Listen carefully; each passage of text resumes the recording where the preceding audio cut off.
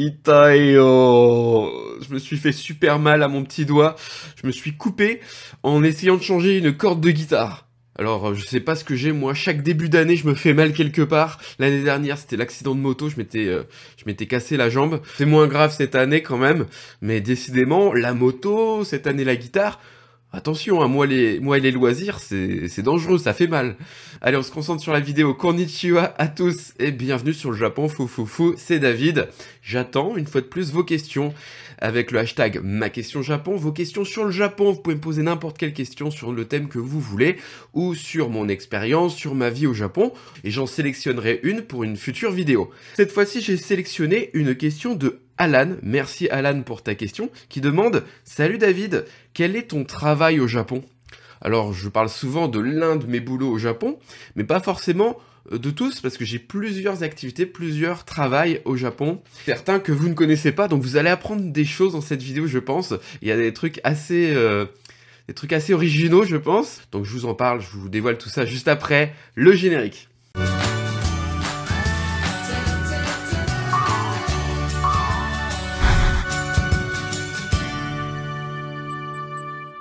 Vous allez voir que quand on est français au Japon, il faut savoir être débrouillard.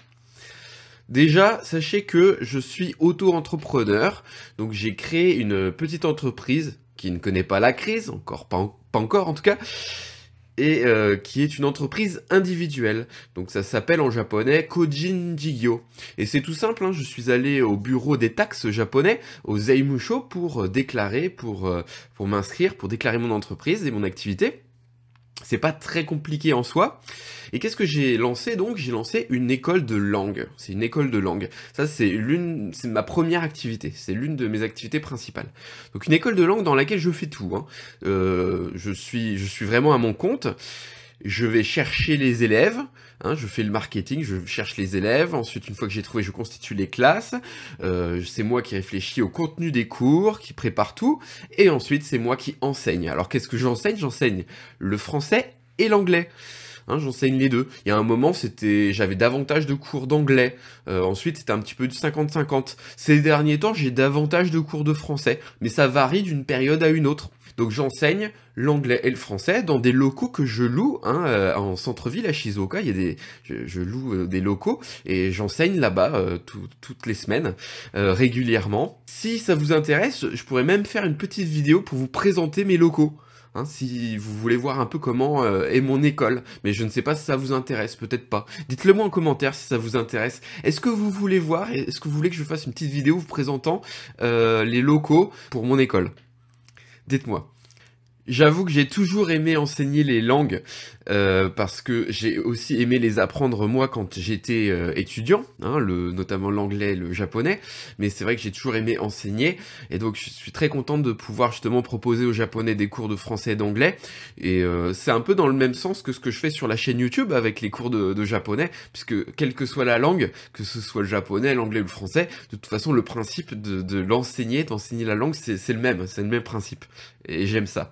Allez, on passe à la deuxième activité professionnelle que j'occupe, et c'est en dehors de mon école de langue, en dehors de mon entreprise.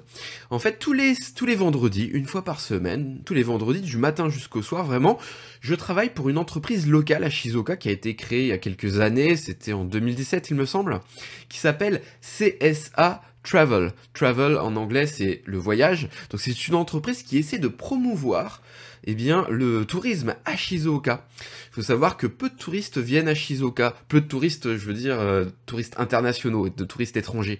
Souvent, les touristes étrangers, ils vont à Tokyo, après ils vont à Kyoto ou Osaka, et ils prennent le Shinkansen entre Tokyo et Kyoto, mais ils ne s'arrêtent pas forcément à Shizuoka malheureusement. Alors qu'il y a énormément de choses à faire, puisque tout simplement Shizuoka c'est situé pas très loin du mont Fuji, donc il y a vraiment une vue imprenable sur le mont Fuji.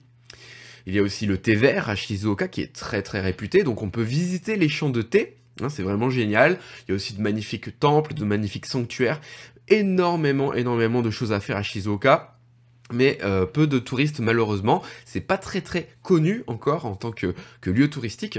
Donc cette entreprise-là m'a demandé une fois par semaine de les aider justement à développer le tourisme à l'international. Alors qu'est-ce que je fais? Par exemple, je vais faire des travaux de traduction. Je vais traduire leur site internet, ou alors certaines brochures, certains guides dédiés justement pour les touristes étrangers. Donc des brochures que je vais traduire en anglais ou en français. Et je m'occupe aussi de leurs réseaux sociaux, de leurs pages, de leur chaîne YouTube. Parce qu'ils ont une chaîne YouTube qui s'appelle Visite Mochimune. Hein, peut-être que certains de vous connaissent déjà, j'en ai déjà parlé plusieurs fois sur la chaîne. Visite Mochimune. Donc c'est une chaîne YouTube qui a pour rôle de promouvoir le tourisme dans un quartier de Shizuoka qui s'appelle Mochimune. C'est un quartier vraiment très joli et assez différent du centre-ville de Shizuoka, puisque c'est situé en bord de mer.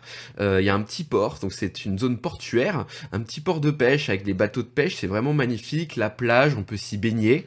Il y a vraiment de très beaux endroits à visiter là-bas, et également pas très loin, donc le mont Fuji, donc on a une vue magnifique sur le mont Fuji, et ça c'est vraiment important. Ça, cette activité-là, de développer le tourisme à Shizuoka, ça me plaît beaucoup parce que ça fait longtemps que j'habite à Shizuoka, donc je suis vraiment content de pouvoir aider comme ça ma ville au Japon.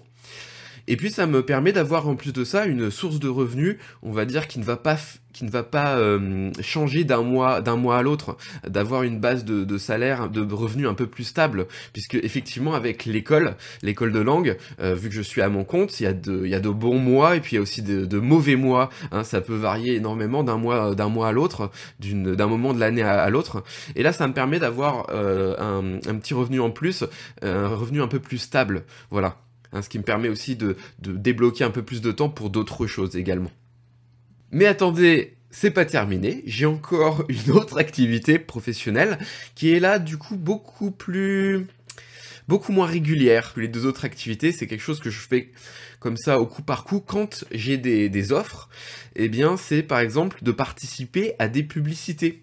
Ou à des reportages ou des émissions de télé japonaises, hein, puisque je suis inscrit dans une agence qui me met en contact justement avec les directeurs ou les producteurs, les responsables de certaines émissions de télé ou de certaines publicités, des créateurs de publicités, qui font appel à moi. Donc il y a mon profil dans cette agence, hein, avec mes photos, mon profil, voilà, et lorsqu'ils sont intéressés, ils vont me contacter.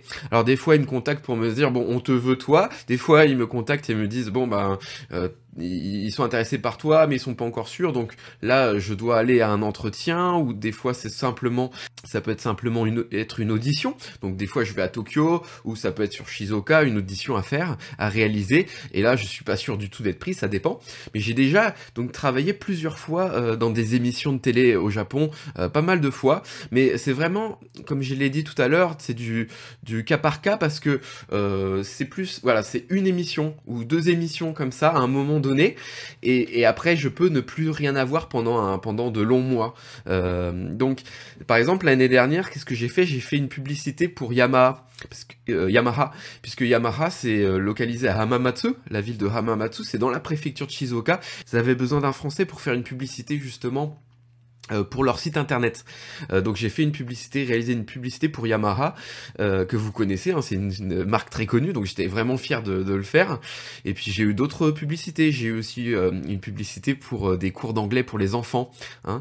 J'ai également eu une publicité pour une boîte d'assurance santé, plein de choses comme ça. C'est vraiment très intéressant parce que j'aime bien participer à des émissions et aussi jouer un rôle dans des publicités. J'aime bien ça parce que je faisais du théâtre quand j'étais à l'université. J'ai toujours aimé le théâtre, jouer quand j'étais petit. Je voulais devenir acteur. Bon bah je suis pas devenu acteur, je suis devenu youtubeur, c'est un petit peu différent, mais voilà, il y a quelque chose de quand même similaire entre les deux. Et je ne le fais pas comme activité professionnelle principale, ça ne me rémunérerait pas assez et je pourrais pas en vivre, mais c'est toujours un plaisir de le faire pour arrondir certaines fins de mois, et puis voilà, parce que j'aime ça finalement.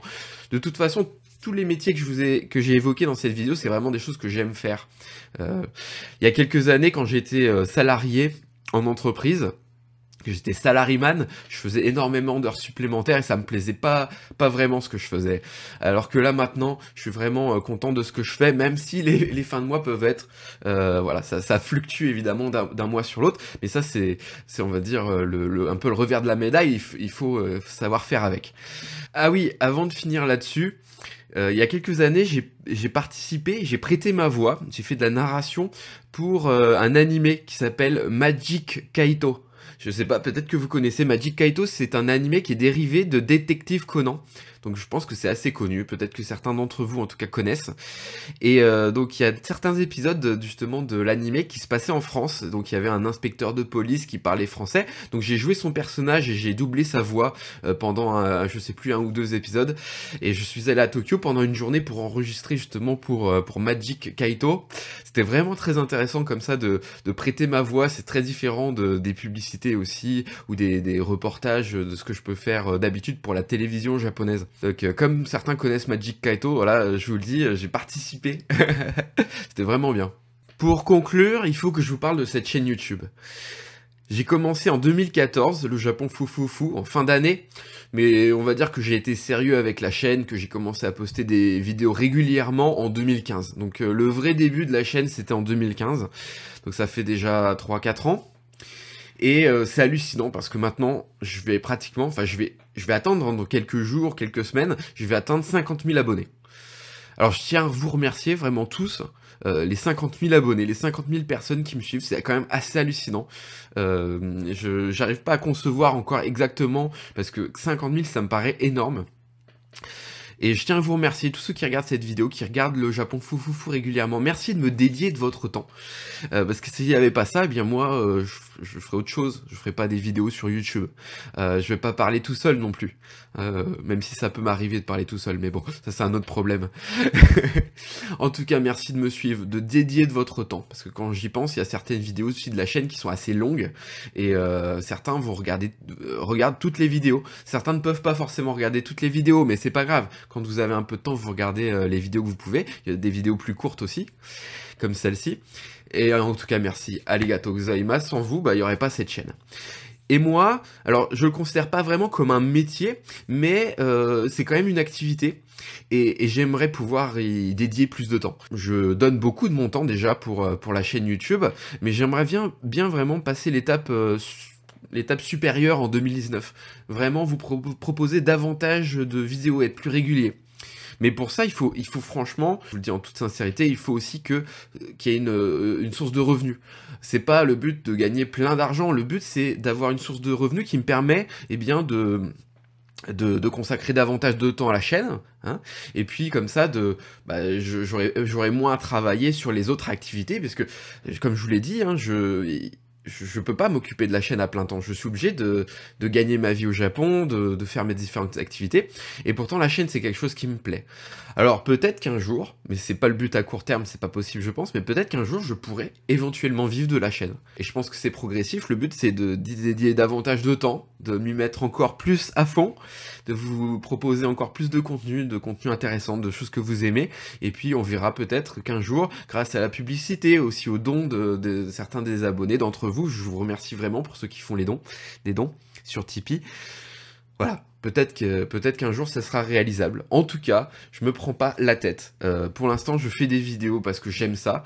Et si un jour je peux en vivre, eh ben ça sera génial. Voilà, ça sera génial de pouvoir vivre de ma passion. Là aujourd'hui, je suis en forme, comme vous pouvez le voir, ça va bien. J'ai le sourire, mais c'est pas toujours le cas malheureusement. Mais j'essaie de vous délivrer comme ça mon expérience, les bons côtés, les mauvais côtés de la vie au Japon, comme d'habitude. Et si vous êtes là, si vous regardez les vidéos, c'est que ça vous plaît. Donc il n'y a pas de raison, je vais continuer. Sur ce, eh bien, je vous remercie d'avoir regardé cette vidéo. N'hésitez pas à me laisser des questions et dites-moi donc si vous voulez que je fasse une vidéo pour vous présenter mes locaux, hein, les locaux de mon école. Si ça vous intéresse, je vous ferai une petite vidéo. Dites-le moi en commentaire parce que je ne sais pas du tout si ça vous intéresse ou pas. Pouce vers le haut, partage sur les réseaux sociaux et abonnement à la chaîne pour ceux qui ne sont pas encore abonnés. Sur cette chaîne, je vous propose des cours de japonais et puis des retours d'expérience, mon expérience, ma vie au Japon et également des vidéos avec ma femme Eri. Hein, on vous parle de sujets de société, de la vie de tous les jours au Japon, du quotidien ici, de plein de choses. Trêve de blabla, je vous dis le mot de la fin comme d'habitude. Matane!